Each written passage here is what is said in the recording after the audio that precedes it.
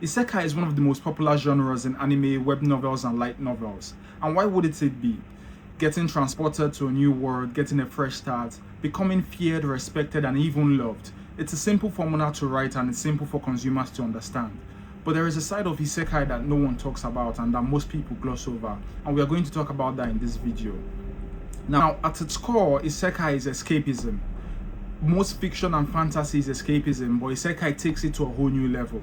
The main character is removed from their world, absorbed of all responsibilities of familiar ties, and they are put in a world where they are special by default.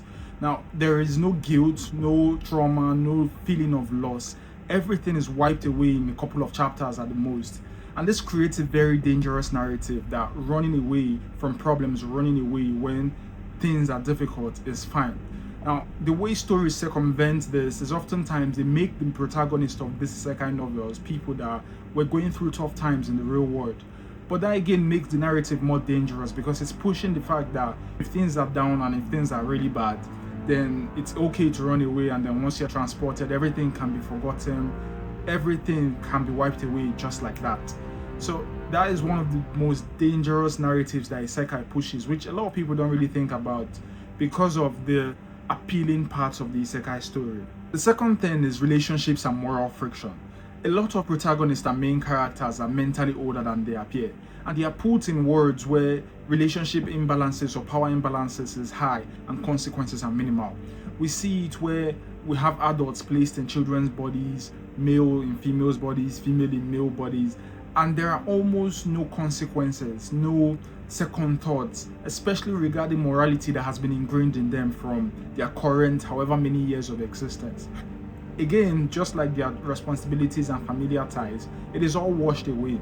Now, usually you would hear people say, when in Rome, do as the Romans do, but there has to be some sort of transition period, and that is where the good stories stand out from the really standard isekai.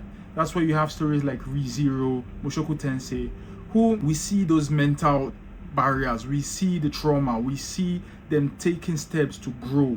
Even in this new world, we see them not just shedding off the past, but being affected by it, being molded by it, still being guided by their moral compass ingrained in them from the previous life. So I think that's where the great stories, the isekai stories, separate themselves from the really poor ones.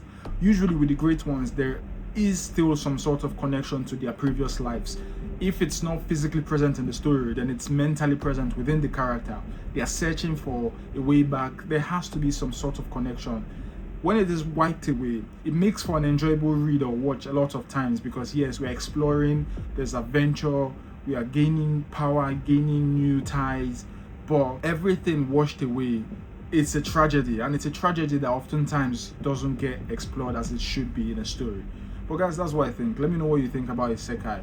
Obviously, this is something that not a lot of people think about or even talk about, but it's just something that came to mind. If you like the content, like, subscribe, and I'll see you guys on the next one.